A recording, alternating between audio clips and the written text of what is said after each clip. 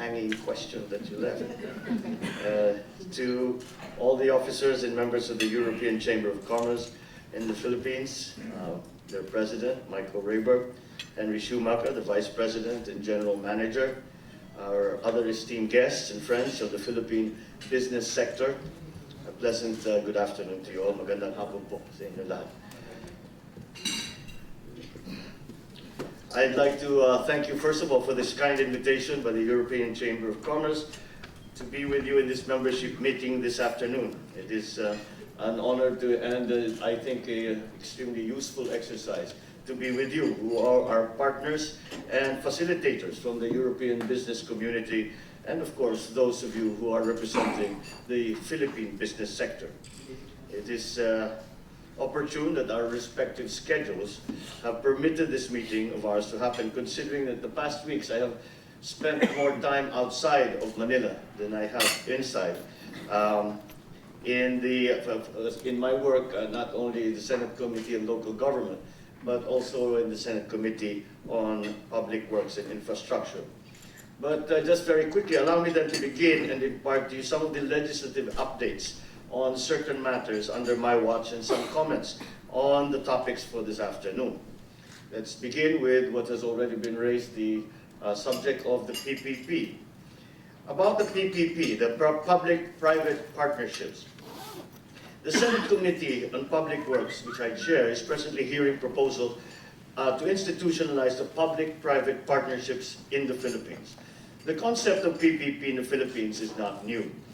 It has been around for some 25 years already, popularly known as, by the description of its conceptual beginnings, and I'll explain that later, as the Build, Operate, Transfer Law. To digress a little, I think on hindsight, that its more proper and clearer name should have been, or at least should be now, the Private Sector Infrastructure Projects Law. In 2010, upon assumption of this administration, PPPs were bannered as one of this administration's flagships and created the PPP Center through an executive order.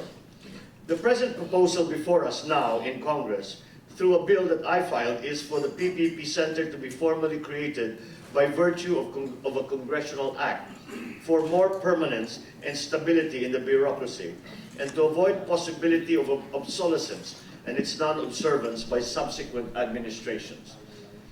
However, I note that there's much to be done in this proposed law. One colleague of ours in the Senate, Senator Ralph Recto, is pushing for the inclusion of provisions that would ensure transparency, consumer protection, and congressional oversight. As for me, being chair also of the Committee on Local Governments, it is important that there is a smooth working relationship with the national government, with the private proponents of a project, and of course the local governments, which by virtue of their local autonomy should be respected in their respective territorial jurisdictions. At the same time, and this is where we have to strike a rather sometimes difficult balance, local government should not pose as a stumbling block to the successful implementation of PPP projects. Moreover, I also want to ensure improved public service and more affordable rates for the people. Just as much as I would like to ensure a reasonable return on investment for the private sector proponents of any project. We have instructed the PPP Center to revise the draft of the proposal to incorporate these aforementioned suggestions, and we shall resume hearings once Senate returns after the SONA on July 27th.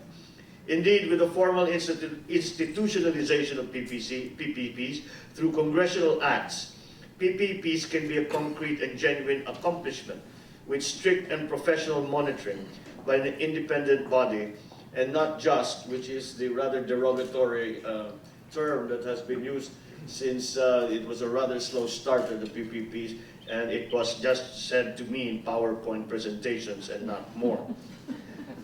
Just as an aside, I was invited to attend last month an ADB-sponsored dialogue on PPPs in Melbourne, Australia, in the province of Victoria. And we actually were briefed and were shown around some PPP projects, and it made very clear to the level of sophistication, and to therefore that accordingly with that level of sophistication, the level of complexity with which they now undertake PPP projects. And the reason that earlier on I said that it should be really called the Private Infrastructures Development Law was because it was very clearly demonstrated in that dialogue how much of the cost and much of the risk of any of these very large infrastructure progress is transferred to the private sector. Although the concept is relatively simple in that there is a list of deliverables, there is a tender that is laid out, and the design of the actual project is left up to the private sector proponent. And the reason that they feel confident in that is that the private sector proponent will have to take on the risk, will have to take on even the capital investment. And therefore, it is in their interest to make the project viable, feasible, profitable. And as long as the government gets what it needs and what it wants, is something that, as long as that is achieved, then it is a success. And again, the risk to the private sector is taken on and is addressed by the design and the operation and even the maintenance of that project. Now, I was there with Secretary Babe Singson and Secretary Arce Balisacan of the NEGA, and we were quite impressed by as I said, the degree of sophistication by which these PPP projects are undertaken. However, because of that degree of sophistication, the running comment that we have amongst the three of us was that I think that instead of having brought us here, the first people they would have to come to listen to this dialogue, to listen to these kinds of presentation, would be the Commission on Audit.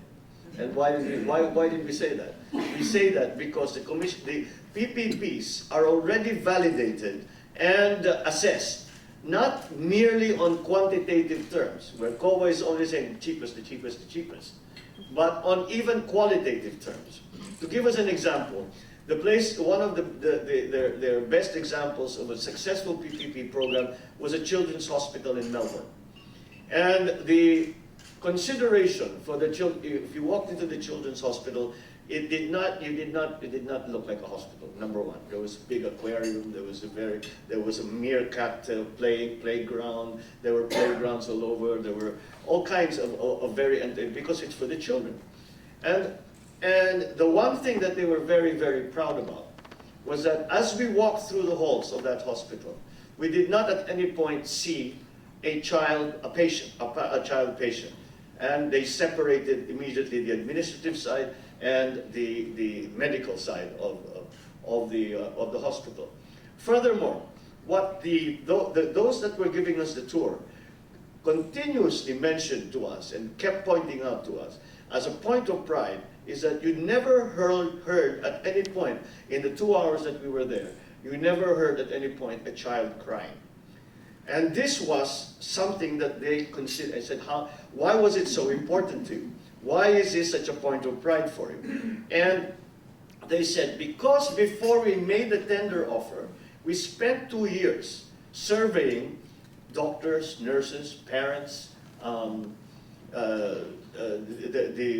the families, all the groups, all the stakeholders, if you want to call them that, who were involved, who would have any kind of contact with the hospital. And so they, after 2 years, and that is a very long 2 years if you think about it, for designing the tender offer, was spent to see what in fact the needs truly were. And that qualitative need of the child and the parents, their family being comfortable, relatively comfortable with what can be quite an unpleasant experience, was extremely important to everyone. Naturally the parents, certainly the children, but it seems also the doctors, the nurses, the professionals that were working in the hospital. But furthermore, besides from this attention to the children, and we looked at the design of the hospital. It included a hotel, it included gymnasiums, it included wellness centers, and I said, why were these suddenly included? Well, did you put that in the tender? And they said, no. These are initiatives that were raised and brought about by the private sector proponent. And they said because of so many demands, they thought they would increase also. Not only because this provided a need that was expressed by mostly the professionals who would work in the hospital, but also by the parents and the families. And they said not only do we provide what we felt was a need, they are additional profit centers for us. And that makes it a more viable project, and that makes it a more interesting project for us to undertake. However, again, the complication involved, like in that hospital, there are 80 plus departments, and they had to synchronize and harmonize all the needs and the different variables that inevitably that would entail. But that is it. But it was an ongoing process, and as I said, just the surveying process before they designed the tender took 2 years, and the process of designing it took 3 years, and finally the process of building it and beginning to operate it took another, I think, 3 years. So that is where we're talking 8 years, and as I'm sure you have all experienced. We do not recognize any time frame beyond 3 years in this country because of the political realities. And this is something that really we have to learn more about. One of the questions that I asked, and because one of the speakers said, was the PPPs. What we do is we rather than legislate policy. We create policy, and we have all the stakeholders come together and come up to a consensus as to how that policy will be carried out. And my question was, in our country, we tend to legislate policies because so as to be consistent because of the political changes that are made and the reactions that especially local politicians have to those changes in leadership, et cetera, et cetera. And they could not understand my question. And I said, how do you guarantee that the policy will be followed? What are the safeguards that you put into place so as to be able to ensure that your very fine and well thought out policy is consistently followed? And they really couldn't answer my question. And they couldn't quite understand the question. And they basically said, well, we come to a consensus, we agree that it's the right thing to do, and so we all get on board and do that. And we were looking at each other, and I said, that's when we came up with, it's time for COA to come here and listen to this, because there have to be not simply quantitative tests, again, the cheapest, but also somehow to bring into the process a qualitative test, wherein the initiatives that are being done, that are being given. That's why the design of any project is left to the private proponent. And because of that, because it is in the interest of the private sector proponent to make a good project, to make a profitable project, is that they have some of the innovations in technology, in design, in thinking, in systems analysis. They bring forward and they apply to these projects, which makes them a very, very good project.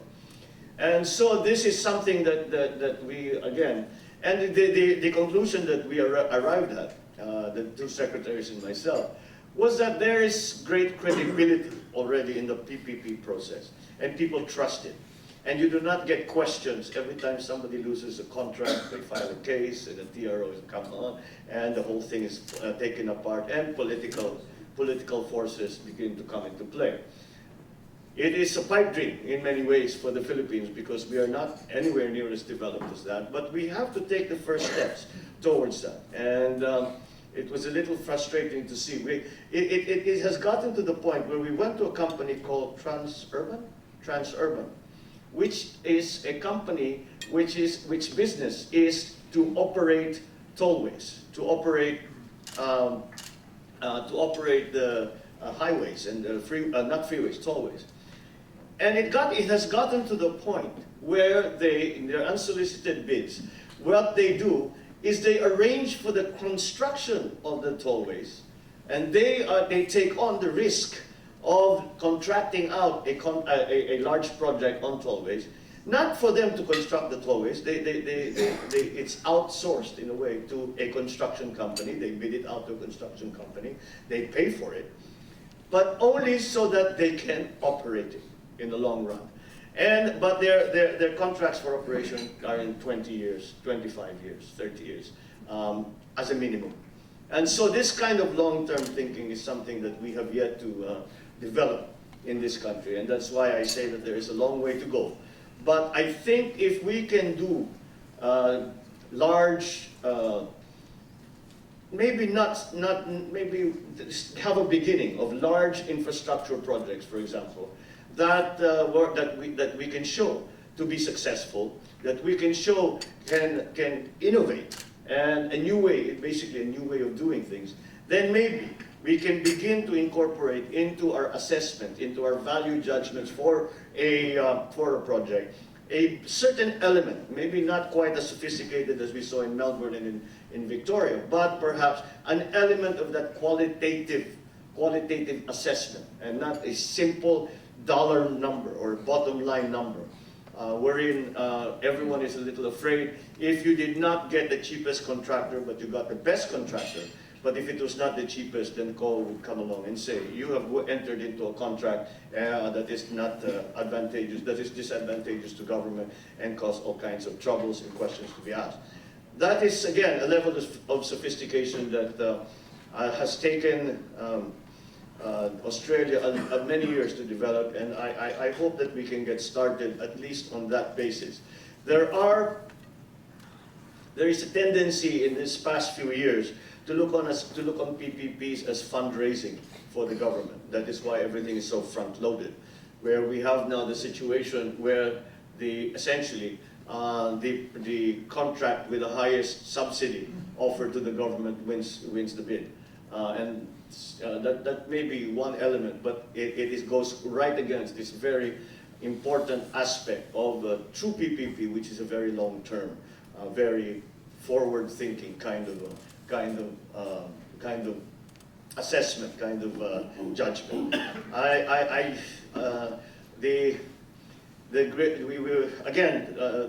The two secretaries and myself said that the only thing we can think of is to bring all these people back to the Philippines, let them work on a project, and try to see how we can apply it. Because we sort of said, well, we have some ideas, but it will be interesting to see how they see the openings, opportunities that are available to this kind of thinking.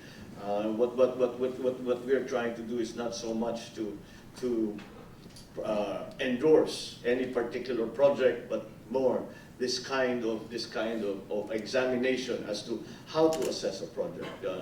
Again, it is some of the difficulty comes in the assessing the intangibles, the child not crying, the child wanting to come to the hospital. And this is what they said. The kids would come to the hospital, would say, "Can I go to the hospital?" Because they wanted to look at the aquarium.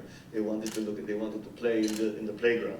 And to get to that point, those intangibles, to put that into the mix, is something that we really have to learn yet. I don't think that we have an idea and a concept, but I don't think we have learned how to actually put that into play. I'd like now to move to the subject of the road right-of-way, which is something that we have before us in the committee. The present law providing for the procedure of acquisition of road right-of-way for government projects embodied in RA 8974 is also being revisited under the auspices of the Department of Public Works.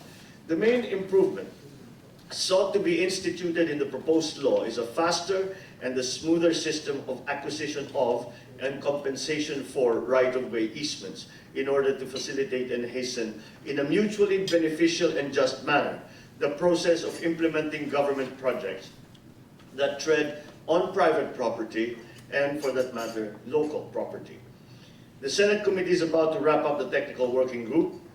In my conservative estimate, we can pass this in the Senate when Senate resumes, of course, barring unforeseen supervening events that can push it aside. the House of Representatives, having already passed its version of the proposal in May, there is a strong likelihood that this could be enacted by Congress in the near future. This is a problem that has been especially, of course, the horizontal infrastructure development. It has been something that has been a sticking point in many of the programs because of the way that the local government code is written. And the local government code was an attempt to devolve many of the functions of local government, including taxation, including the application of fees, the application, and in the case of the right-of-way, especially if it is public land that belongs, that's private land in the area, and public land that belongs to the local government. And again, what rears its ugly head, and I cannot describe it in any other way, is that very parochial sense of scale of time, and that is 3 years. No politician at the local level thinks beyond 3 years. And why? Because there is no guarantee that I will win the next election and that I will be the mayor, the governor, or whatever it is that I am in the years following this term. So that is why if I have a brilliant project, which will take 15 years to complete, or it will take 12 years to begin to see the ROI, or it will take even 7 years, 5 years to implement and to begin to see the operation of it, then the worry is always ang sisikat dyan, the person who will take credit for this is not me, and what good is that to me as a politician? And that has been a huge stumbling block. The other element that comes into play when it comes to right-of-way and when it comes to the taxation on, again, especially the horizontal development, horizontal infrastructure, is the fact that I'm only here for 3 years. I need as much funding as I can get. And therefore, I will try and get as much out of this project in my 3 years as I can, so I have funds to use for my own initiatives. I cannot wait for the ROI of 12 years, and then only then start to reap the benefits of what is a very good project.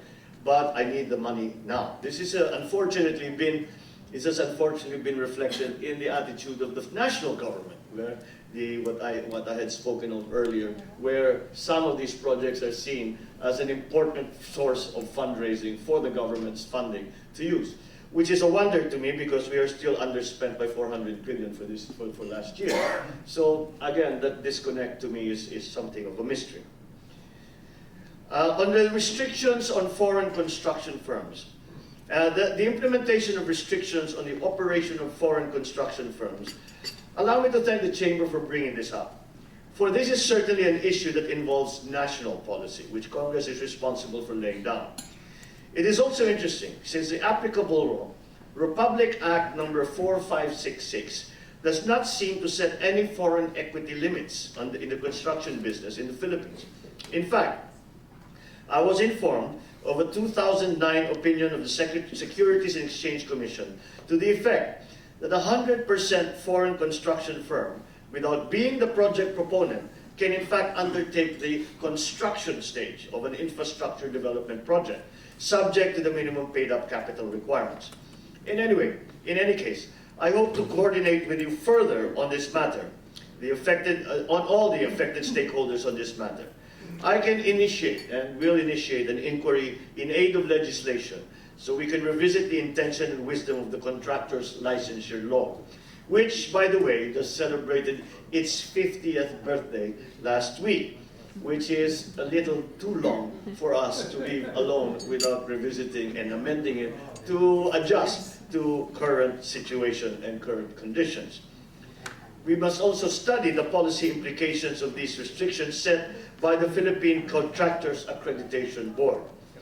It is important that if we are to clearly determine the proper and consistent policy directions in our country and balance the equally important state interest of promoting foreign investments and competition vis-a-vis protection of the local industry players, especially in light of the forthcoming ASEAN integration.